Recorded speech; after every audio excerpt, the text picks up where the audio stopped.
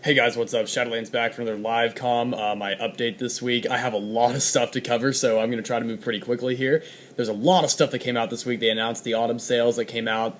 They've been doing this for 2 or 3 years now. I think they started not last year, but the year before. I got my Autumn Valkyrie and Autumn Law Perm last year. But, so yeah, let's get rolling. So first off, before I get into the Combat Arm stuff, there's some funny stuff I thought I'd share with you guys. One, there is an iPhone, iPad game that's come out recently in the past 2 weeks or so called The Drowning, and it is really good. It's on for free right now, but it's supposed to be going on to be paid later. I highly suggest you guys get it, but you need a fast internet connection to play. It's a lot of fun. The controls are really unique. I've never seen like first-person shooter controls like it. Really cool. The graphics are beautiful. So check out The Drowning. There's a website for it. Lots of cool HD wallpapers. I suggest you look it up on Google Images. It's really cool. Next up is, do you guys want to see GTA 5 gameplay? I know it's the big game out right now. If you guys want me to get the game and do some gameplay on it, I'd be thrilled to do so. If you guys would like to see that, let me know. I don't play GTA 5 very much. GTA very much. I like it, but if you guys want to see gameplay on it, I'd be happy to do some live comms, so there's that. Next up is I have kind of been getting into some new music recently. Not really the same artists, but same kind of music for sure. First of all is an album called Oceanborn by Nightwish. Next up is Sempiternal. It's an album by Bring Me the Horizon. I really gotta say, I think it was UCD that told me to check them out. And then a friend of mine recommended Crown the Empire. Now, I'd already had them in my iTunes library, but decided, I'll go check them out again. Decided I actually really like them. I think it's Makeshift Chemistry is one of theirs, and also, gosh, there's another one by them that I really liked a lot. I can't remember off the top of my head, but Makeshift Chemistry is one of my favorites. I think it's by Crown the Empire. If not, that's Sempiternal. But in the Sempiternal album, I really like Black Moses. I like that one a lot. That's really good. Or Shadow Moses is what it's called. Next up is Winter Sun. I really like Winter Sun a lot. I like pretty much every single one of their songs. I had them in the back of my iTunes library. Never really went to listen to them because I was busy listening to Device at the time, but decided to like Winter Sun a lot, so woo. Next up is Bullet for My Valentine. I've been getting more and more into them recently. I've known about them forever. They're a really famous band. They're like Metallica and so on. Maybe not quite that big, but they are very famous. So Bullet for My Valentine. They're well known for Scream Aim Fire, if any of you guys know that song. I also like I Will Fight, and my favorite by them right now is called Heartburst into Fire. So I like that one a lot. Next up is a new weapons overview. This is going to take me a minute to go over, so if you guys wanted to do this, I'm going to give you a quick mini rundown on the new autumn weapons. First of all, anyone who can, get your hands on the Autumn G36V Valkyrie. In my opinion, it's one of the best. It's basically an NX rare. I don't know why it's actually so. It is very much better than the G36 Valkyrie and the regular G36 for that matter. It's like the Holiday Wolf in comparison to the Arctic Wolf. It's that much better.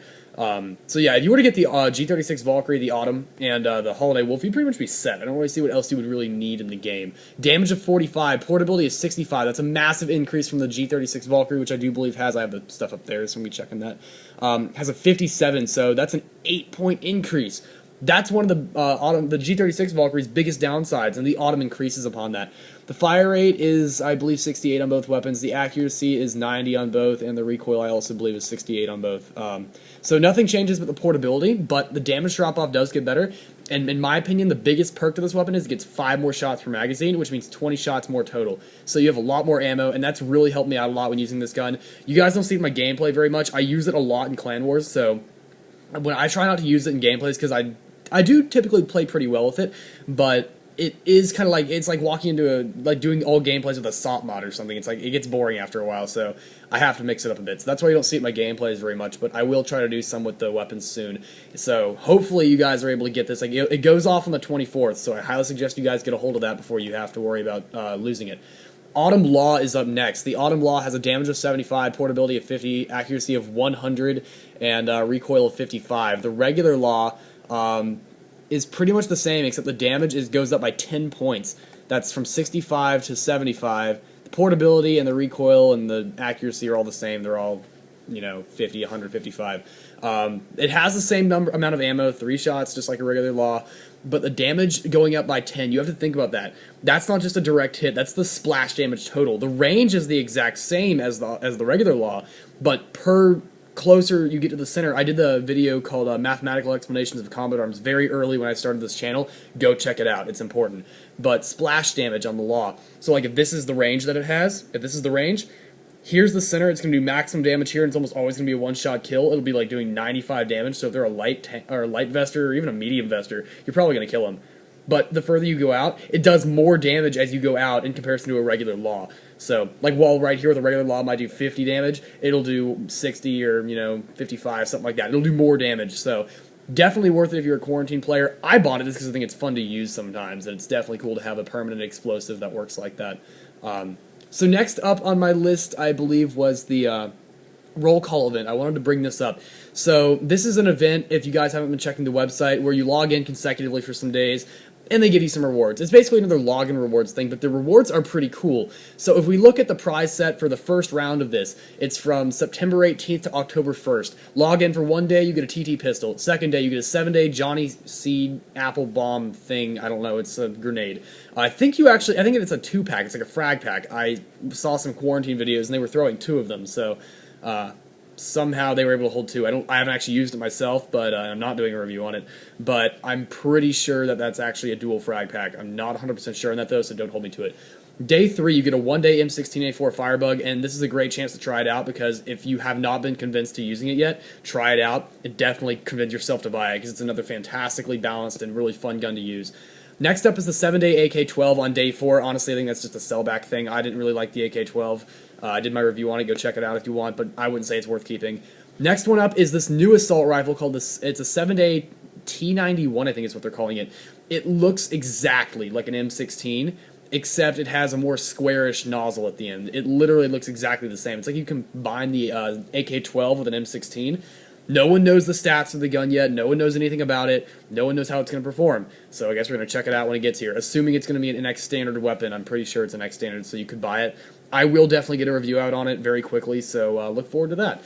After that, day 6, you get a 7-day AR-15 double barrel. That's awesome. I'm going to get that, and I'm going to renew the crap out of it. I just did my review on it, and it's one of my very favorite guns. I love it. And finally, for day 7, you get a 7-day Andromalius. Now, anyone who doesn't, I don't know if it stays in your inbox when you keep this stuff for very long. I think it would expire after a week or so if you leave it in your inbox. But if you get the chance, renew it. I renewed my Andromalius for a reason. I had it for 90 days, and I renewed it for like another forever. So, I mean, that's cool. For event 2, if you go 3 days in a row, you get a GP hazard. So if they're doing this for like, 7 or 8 days, you have chances to get 2 GP hazards. I got my first one this past couple of days, and I got like 6,000 GP out of it. Also, event 3, if you're on for the weekend, you have the 200% bonus passes, which is really cool. So you guys get a closer look at the T91 right here. This is what it looks like. It looks like an M16 with an AK-12. It's got that squarish front, but the back looks like a combination of like an M4 M16 and has that really weird like barrel muzzle thing on the front. So if I were to guess, you can put a silencer and a scope on it and extend a magazine. So if I had to guess, you can fully outfit it. That's just what I'm guessing though. Finally up is the new GP weapon that I released a review on, the Tech 9. Very small. I was actually highly expecting this to be a better weapon than what it actually turned out to be. And second, I was expecting it to be an X weapon. I was very surprised, but then I saw they released the assault rifle, and I figured since they released that other gun a little while back, the AK-12, they were probably going to release an SMG, but it looks like they're going to be sticking with assault rifles for a while, which, if I can make a prediction, means they're going to release even more assault rifles. So expect more assault rifles to come out, is my guess. They're probably pairing now with the Autumn Valkyrie, so that's just the whole rundown on that mess. Also, there is the new Epic and NX Rare that have come out. Honestly, if I really had to just give my entire opinion on that, I'm opening up the page right now, so if you can give me a second. The Zarkov's AN-94. I don't think it's really that good. I mean, I've seen gameplay of it. It doesn't look like it's that particularly fantastic of a weapon. It still has recoil. It's obviously not as bad as the regular AN-94. The regular AN-94, if you watch my review, I didn't like very much. It does have the double fire, which is cool, and it does have extra ammo, 35 of 105. But so does the Autumn Valkyrie, and honestly, I would take the Autumn Valkyrie over this gun. Now, from what I can tell, the damage drop-off on the AN-94 is fantastic, but the recoil is still kind of high. The accuracy of 93 makes it the most accurate assault rifle in the game, which is awesome. The recoil stat of 65 is just kind of average, and you can put a sight in a muzzle on it, so you're able to put on a S1 suppressor if you want to go without a scope and just try to spray. But in my opinion, it's fine. The rate of fire of 70 is a bit lower. For an epic weapon, I would want the rate of fire to be like 72 to 4, somewhere in there, so a little higher than 70. But it's not a bad rifle by any means. It's just not one that I think I'm going to like very much. I know I haven't done a review on it, so I'm being slightly biased because I've only seen gameplay. I've never used it myself. But just from my opinion, I don't think I'm going to like it very much. And next up, actually, to end the weapons that are been released this week, the AS Val. On the opposite end, I think this should have been the epic weapon because it's unbelievably good. I've seen gameplay of it. I picked it up like twice. It is just as Sniff describes it. He has a review out on it. I highly suggest you go see it. It's just this destruction gun. It has an unbelievably high amount of damage for having a silencer and a level of accuracy it has. The rate of fire is 74. It's basically what the Zarkov should have been. Accuracy of 92, so only 1 point lower. Rate of fire is 74, so 4 points higher, but it doesn't have that double shot. It has just the full auto. The ammo capacity is only 20 of 120, so 20 of 120, so you have 120 total, and you have 20 per thing. So yeah, you got that. You cannot put an extended magazine on, so you're stuck with your 20 shots. But if you can't kill someone with a gun that has 48 damage and a really high portability of 68, this gun is hyper portable, hyper powerful, has a silencer, it's super accurate, high rate of fire, and a low recoil stat of 63. This is pretty much replacing the AT-22 in my mind. I feel like this is just a better version of the AT-22. That's really the best way I can describe it. Obviously, it's going to have more recoil than the AT-22, but as far as performance, I think it's going to be pretty much the same with a silencer. And from what I can tell, it's one of the best silencers in the game. Last little note that I wanted to toss out before I move on to other stuff is that they updated the 3.0 dog tag stuff. They no longer give the permanent USP Tactical SE. It's now a permanent AR-15 double barrel, and I gotta say, I am hyper jealous of anyone who gets that. I've said it like 5 times already, but it's one of my new favorite guns, so really jealous of anyone that gets their hands on that, but that's going to be really cool. Next up is I wanted to ask you guys, what do you want me to do for my 2,000 sub special? I felt really bad about not being able to get a 1,500 sub special, just given the stuff that I had to work on and worry about at the time. My stuff there is changing. But, yeah, I was just hoping that you guys might be interested in giving me some ideas for 2,000 sub special. There's a lot of stuff I could do, but I want to hear from you guys first, and then I'll throw out ideas probably next week, so... that's my printer in the background, if you guys can hear that. Sorry about that. I wanted to go into also just a little thing in the middle of this, the kind of foods I've been eating recently. I have drastically changed my diet. It's now gone to eating bagels with egg, cheese, sausage, bacon, and hot sauce. Mother's cookies, which are like those little like packages, like in a chip bag or something, but it's Mother's cookies. They have like 3 or 4 different kinds. But my favorite is iced oatmeal. I actually have some in my refrigerator over there. I don't know. I like them refrigerated. I'm weird. And finally, I've been eating a lot of lasagna with red sauce, like meat and cheese lasagna with red sauce. It's delicious. I like sweet red sauce though. There's like 2 kinds of lasagna. There's like salty red sauce and sweet red sauce. And I like sweet red sauce. Salty just tastes weird to me, so can't do that. It just doesn't work for me. Next up is I actually was planning on putting this in my update video, and then I noticed that it got put in for top 5 videos. That Tico Killer 15 had actually put up a video about this, so I want you guys to go check out his too. But this is how to make combat arms fun again. I've seen a lot of people in my comments like complaining, combat arms isn't fun anymore because X and whatever. Well, there are some things you can do to personally make it more fun for yourself.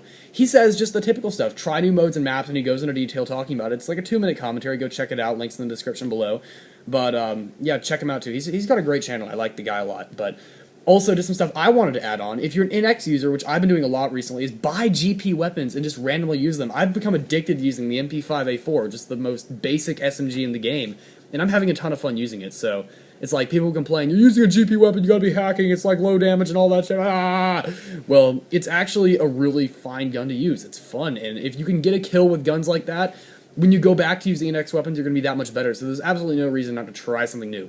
So, also, just pick 2 or 3 close friends and always play with them. Clan work is great, and the clans work great for that kind of stuff. Get friends and play with them consistently. Just do what you want to do. Have fun. Not saying go hack and stuff, because I've done enough commentary on that, I'm not going into that now. But just use something within the realms of the game to make it more fun for yourself. Play modes that you haven't played before. I said before, one of my favorite modes is Season Secure, but no one plays it. No one plays it. I mean, I love it, but no one plays it. So, there's that. And also, Cabin Fever has obviously died a lot in the past few years. I still love Cabin Fever, but... Last thing I wanted to toss out, and I hate to do this kind of advertising in an update video, but we've done some changes with Tears of Fear recently. We've done another big clan cleanout, so if you guys notice, our numbers dropped by like 30. We were at about like 85, 90, and we dropped to like 60, 50, somewhere in that range. So we kicked quite a few people, and we're now changing we're not really changing our requirements, but we're being a little more strict than before. We're going to First Lieutenant Plus, so we're lowering the rank requirement from Captain. First Lieutenant Plus, however... We now require you to have TeamSpeak because we've been clan warring a lot recently, and it's a pain in the butt when we don't have someone on TeamSpeak to clan war. We clan war almost 24/7 nowadays, so I mean, we really need that. It's a big important thing for us. TeamSpeak 3 is a must-have. You have to get tested by an admin or 2, which is, you know, You just play them. Usually the way we do it is we'll have you play 1 or 2 people, and each person will test you once in a junk fleet sniper rifle only game, and then once on a game of your choosing. You can pick whatever you want because we want to see what you're best at. So that's the whole thing. I just wanted to toss that in at the end there, guys. We are now trying to recruit pretty heavily again, so if you guys are looking for a clan and you think you guys are up for Tears of Fear, then definitely shoot me a PM or talk to me in game. I always have my whisper on, so, or any of our admins. I think most of them have their whispers on too, actually. But you can look that up on CBL or wherever. So I hate to toss that at the very end, guys, but thank you guys for watching this update video. I know it was incredibly long, but see you guys in the next video. Shadowlands out.